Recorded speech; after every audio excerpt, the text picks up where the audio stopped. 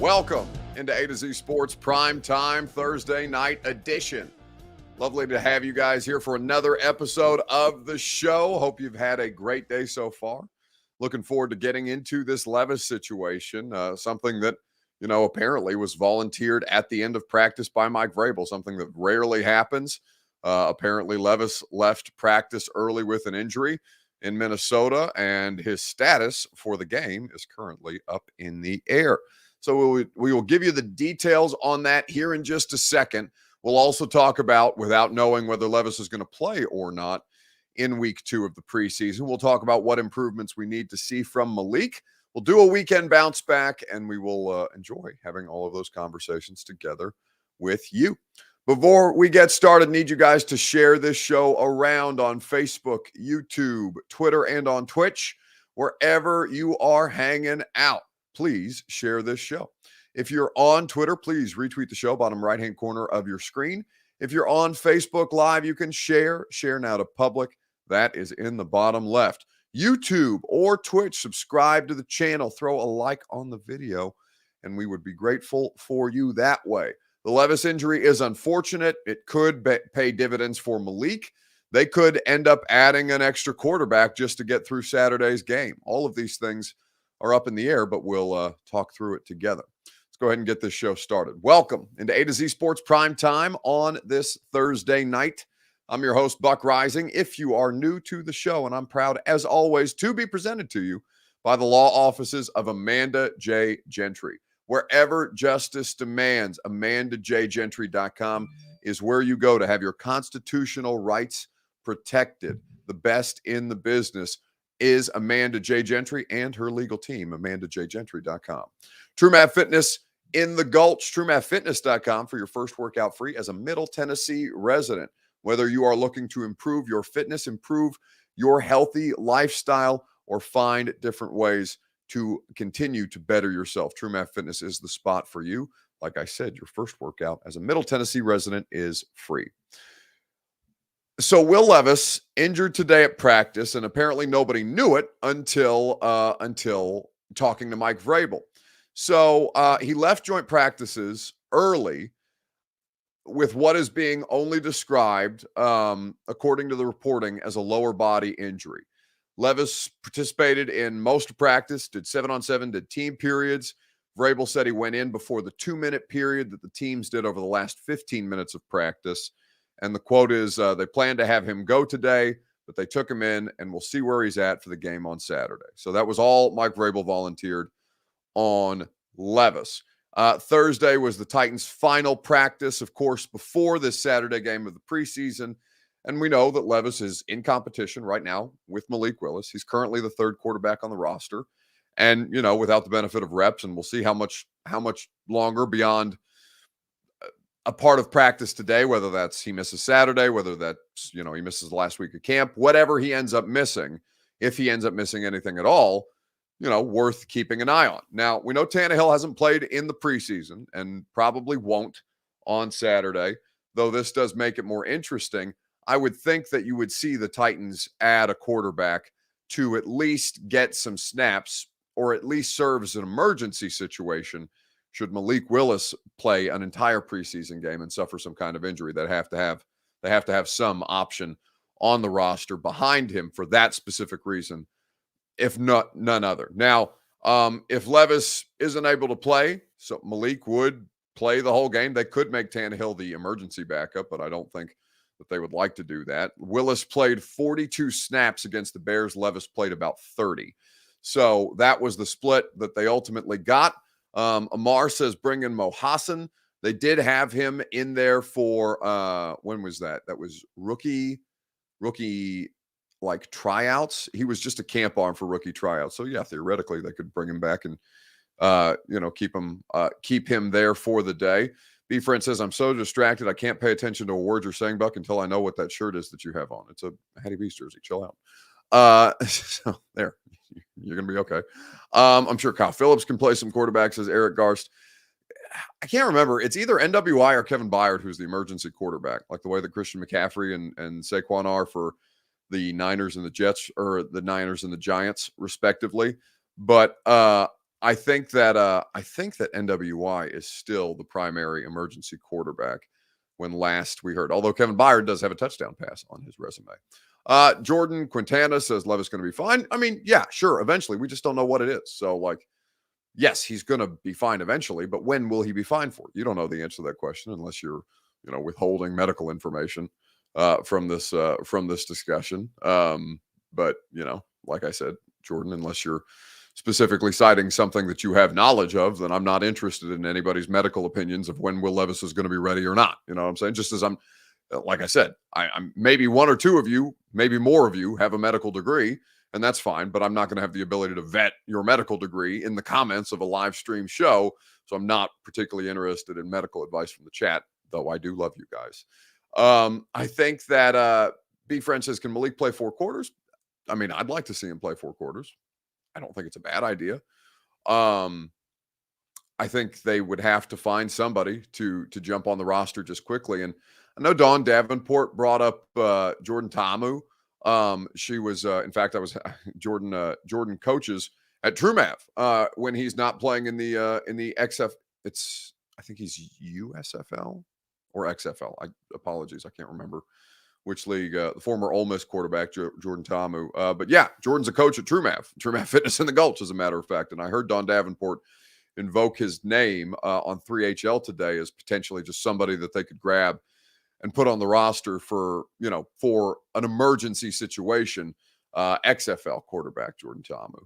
So I think that at this point, Will Levis's injury, mysterious though it may be, it may open up more opportunities for Malik right now. And that, while it's not good, obviously, for any player to get hurt, for Willis's development, I don't necessarily think playing 4 quarters would be a bad thing for him on Saturday night in Minnesota. But let's start with your Two Rivers Ford take on Facebook, YouTube, Twitter, and on Twitch. In the comment section, if you would be so kind as to give us your opinion. What is your level of concern about Will Levis's injury? On Facebook, YouTube, Twitter, and Twitch. Remember, Bert, there's no extra S in Levis's. It's just Levis apostrophe. So we will talk about that together right after I remind you that your Two Rivers Ford take is presented by Two Rivers Ford. Go to Two Rivers Ford in Mount Juliet. Quality, American-made Ford vehicles and award-winning customer service. Two Rivers Ford is the best in the business. They have been for 40 years and continue to operate with honesty and integrity here in Middle Tennessee. Two Rivers Ford in Mount Juliet or online at tworiversford.com. So Pretty Boy Lipshit says, who knows? We have no info, as always, on the Levis injury. That's fair. It's you might have a more heightened level of concern, or you may have a less heightened level of concern if you had more details on the Levis injury. You're never going to have more details on any injuries from players from this organization. Now, you may find that out through reporting, but they do safeguard it pretty well, to their credit. 0.00000000000000012 for Jody Newell. 1 for Eric Garst. Jeff Lloyd says, Todd Downing is such a dork on Hard Knocks. I don't know why you guys have such a hard-on for Hard Knocks. I do not understand why on earth anybody thinks that football practice is something that's enjoyable, much less enjoyable to televise. Like, training camp is so boring. You guys are nuts that you're spending additional time watching things like behind the scenes of training camp practices, when I don't think there's many more things more tedious than a training camp practice. But if you want to waste your time on Hard Knocks, good luck and God bless. 0, says Ant Hill. Billy Jones says a 3. He was injured in college also, says Amar. That's not a lower body injury. Here's the thing. Like, if it ends up being his foot, the foot that, caused him the problems in 2022, the foot injury that he played through, to his credit, and ultimately was something that was brought up as a part of the reason why the production dipped so much, then yeah, that's not ideal. That's not ideal at all. I think that when you look at Levis's situation, am I concerned? Like, what is my level of concern? I'd say a 2, right? He's the 3rd string quarterback. If for no other reason, my level of concern would be heightened just because, I think he stands to gain valuable opportunities from whatever reps that he might get. And, obviously, should he miss Saturday's game, that's going to be costing him valuable reps in what is essentially a practice. So, my level of concern comes more from that than it does from anything else. A to Z Sports Prime Time is made possible by the Ashton Real Estate Group of RE/MAX Advantage. Go to GaryAshton.com. Get your dream address without the stress. The intel edge you need to succeed can be found at GaryAshton.com. Team Malik here, says Karen Davis.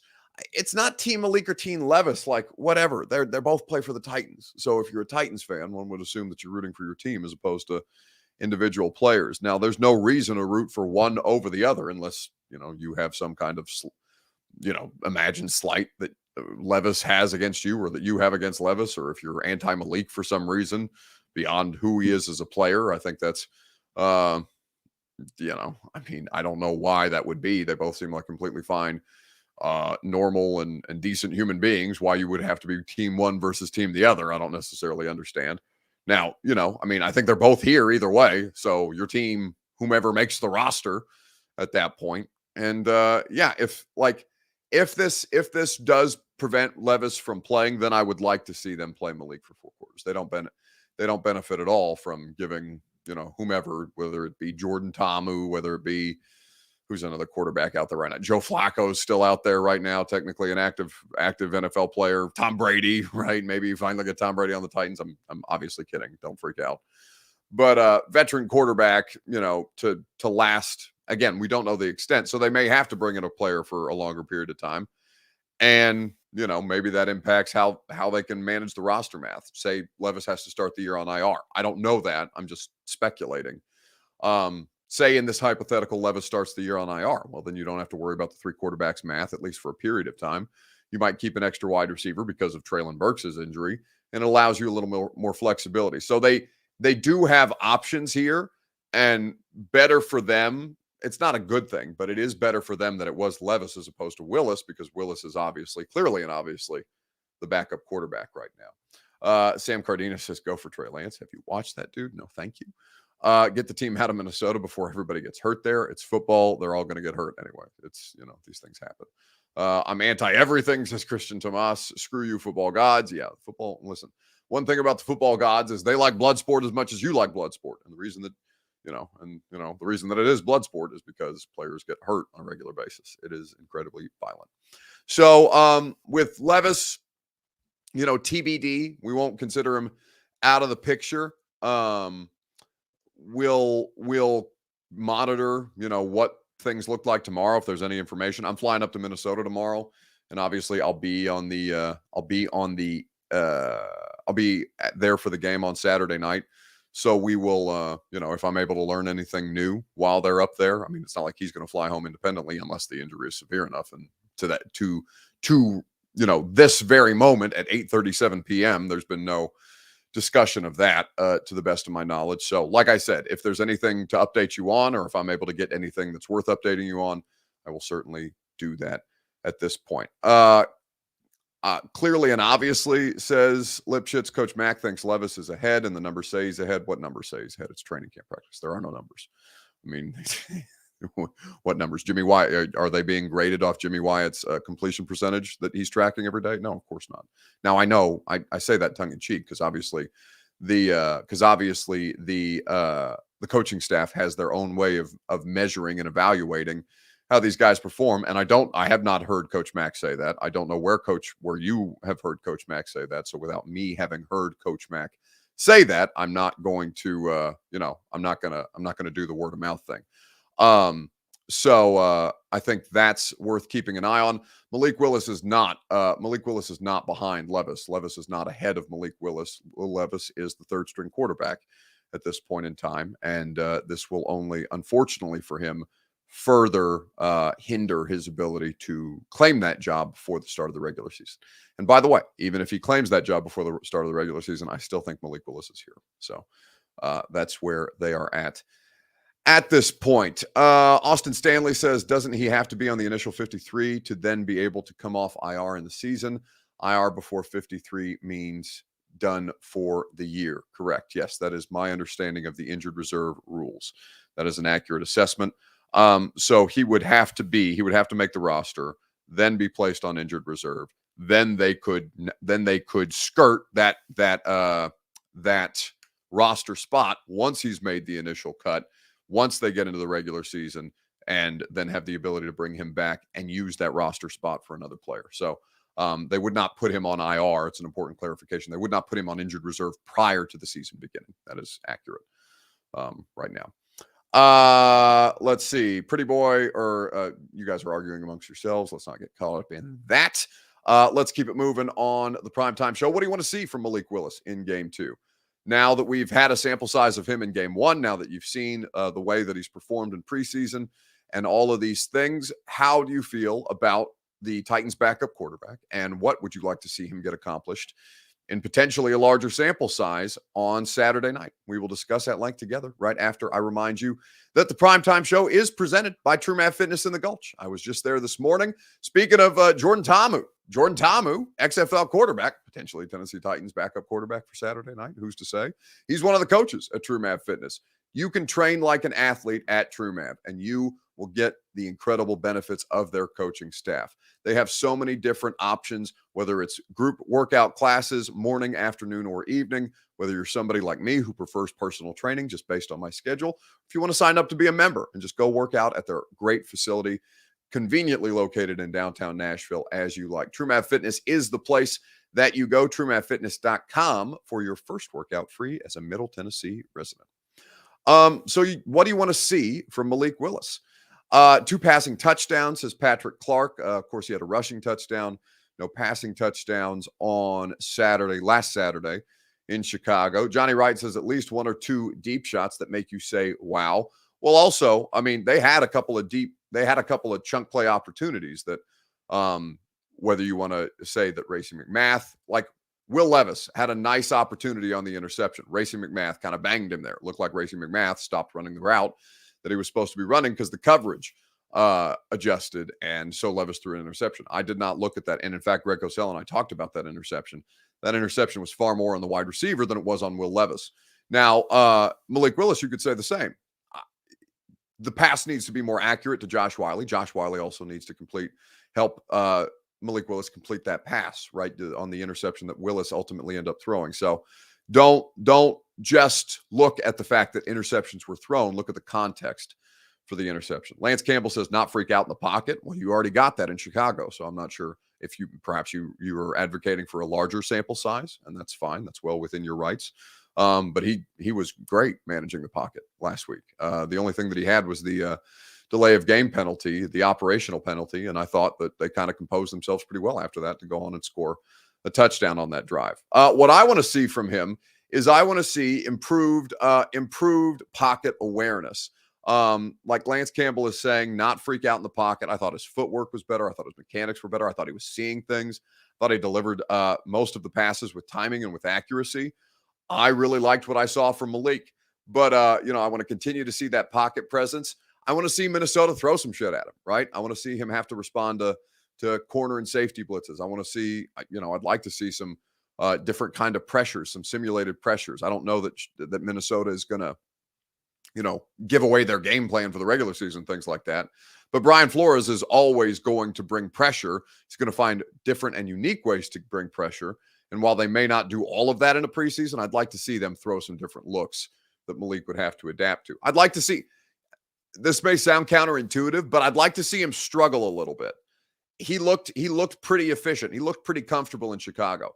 I'd like to see them kind of toss some things at him that is going to make him struggle a little more, because you want him, I know it sounds weird to say, but you want him to struggle a little bit in the preseason games so that they can see the places where he struggled, so they can put that on film, so they can take that back to the facility or on the Surface tablet after the drive, go back through it, and he can make the necessary adjustments.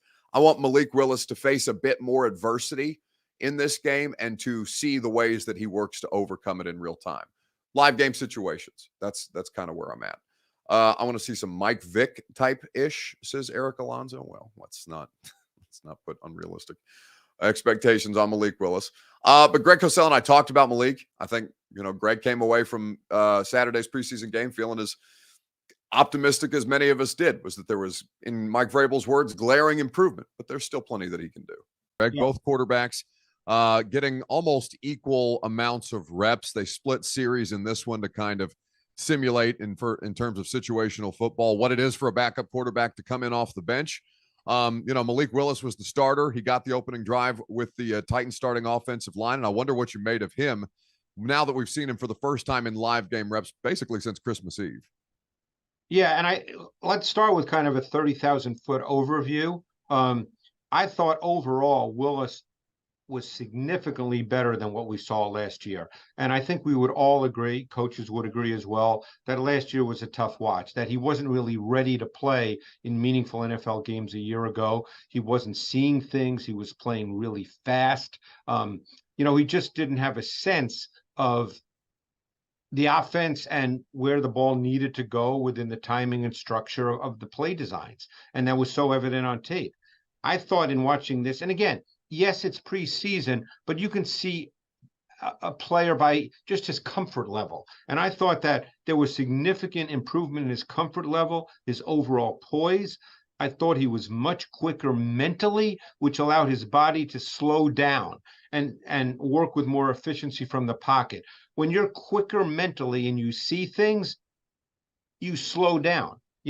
It might sound counterintuitive, but you hear that phrase all the time in sports that the game slowed down. The reason the game slows down is because you're seeing things the right way at the time you're supposed to see them. Yeah. So therefore you can kind of play. It almost looks deliberate. I'm not comparing Willis obviously to great quarterbacks. He's nowhere near that, and we don't know what the future holds. But just think of really good quarterbacks. When they drop back, everything looks kind of deliberate. They never look hurried, right? Right, Buck? You can see that. And Willis just, he just played more slowly. He played more efficiently. You can tell he saw things. It's the kind of incremental improvement. So that's a clip from The Install, the podcast that Greg Cosell and myself do every week. And you can hear him break down Will Levis in greater detail. We also did Jalen Duncan. We talked about Peter Skoronski. We talked about a lot of Titans players, Tajay Spears, a lot of live game action. So you can hear all of that on this week's podcast. So I think that there's a lot of positives, right, to take from the Malik Willis experience. He's clearly improved. There's a lot more that he has to continue to improve upon. And while Levis's injury, however long it may bog him down for the foreseeable future, for the immediate future anyway, we'll see. On Saturday, it might work to Willis's benefit if he can get a larger sample size or a larger role for that game in particular. Their plan may have been to start, one half with one quarterback and one half with the other. They may have done a quarter here, a quarter there. However, they might have gone into this week thinking that they were going to want to see these things. I have to imagine with some degree of certainty that their preference now would be to see Malik play a full preseason game.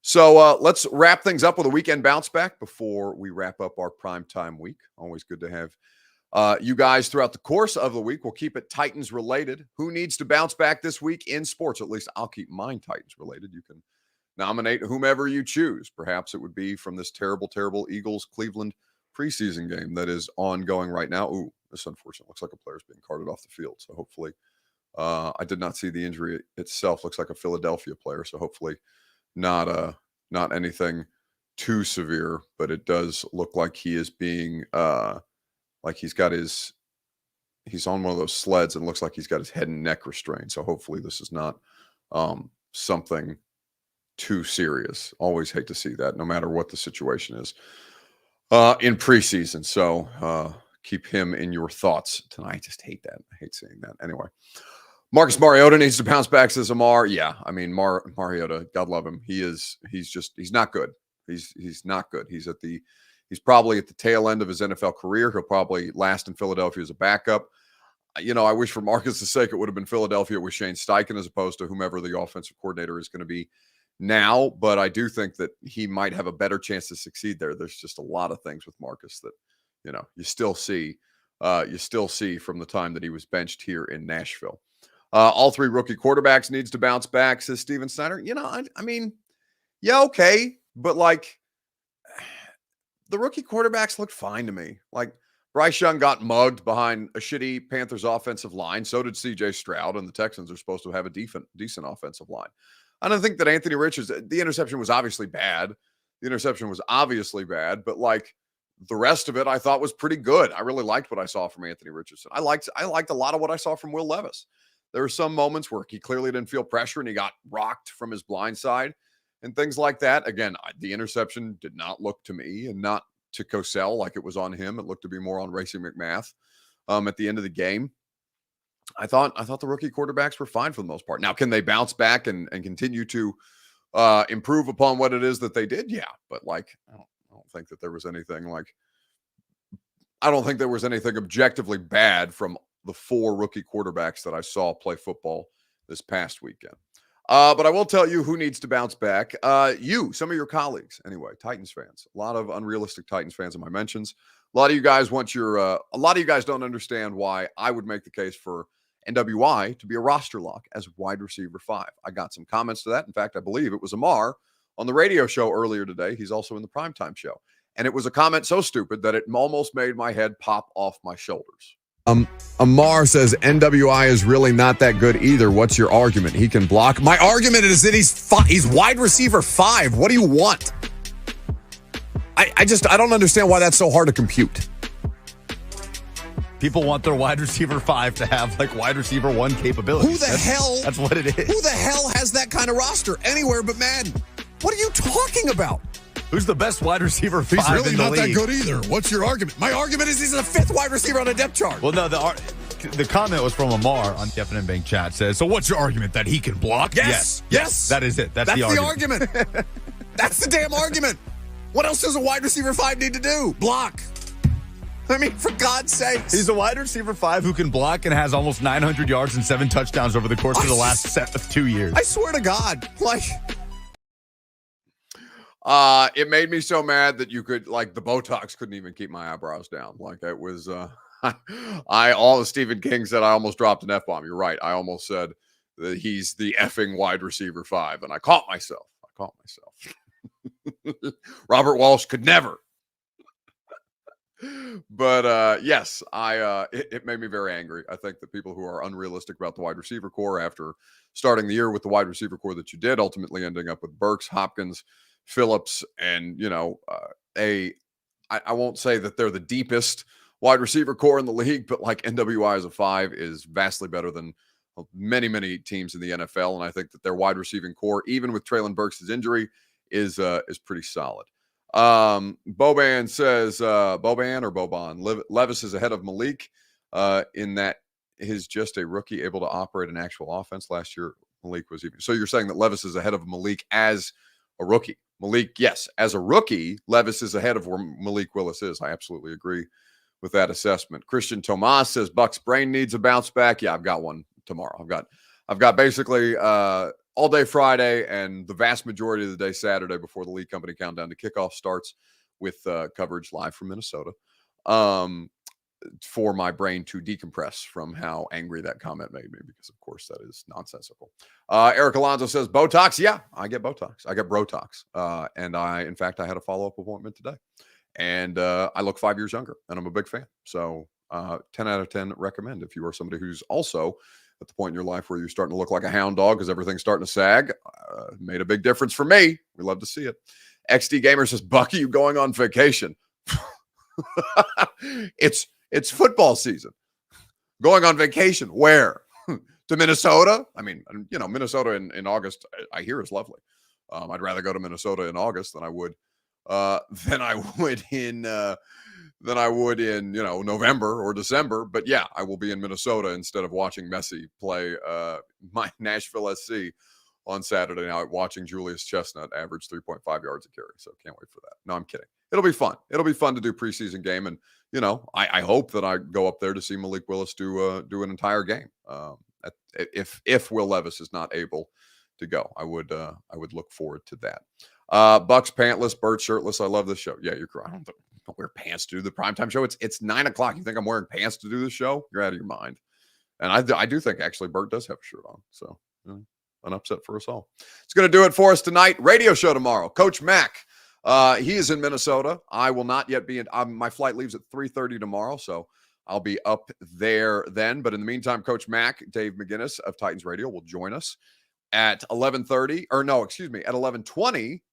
And then we'll have Mina Kimes at 12:30. Mina Kimes of ESPN. So looking forward to having Mina. Always enjoy chopping it up with Coach Mack. You can hear both of those on the radio show from 10 to 1 on 104.5 The Zone. You can always check out all the great interviews that we're doing for the radio show. We've had really good ones with Kevin Byard, Malik Willis, Will Levis, Rand Carthon, Sean Murphy-Bunting, Rashad Weaver, all kinds of different players across the spectrum. And we're not done yet because there's one more week of training camp to go. So we'll have at least two more of the training camp interview series, and we'll look forward to that as well. Reinhold says, don't miss your plane, Buck. Yeah, well, I don't think Minnesota has the same kind of traffic that Chicago does. And this time I've planned my logistics a little better. So there will be no missed flights for me.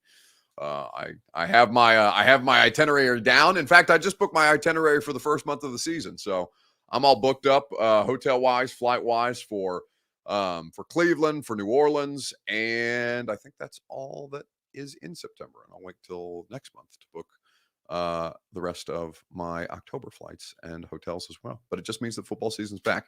So no vacation. My next vacation will be on the bye week, which is an earlier vacation than I usually get. But you know, I mean, I love the idea that it's like when somebody says, "Oh, there's a few more weeks of summer." No, summer ended for me on July 25th when the Titans reported back for camp, because that means it's football season, baby.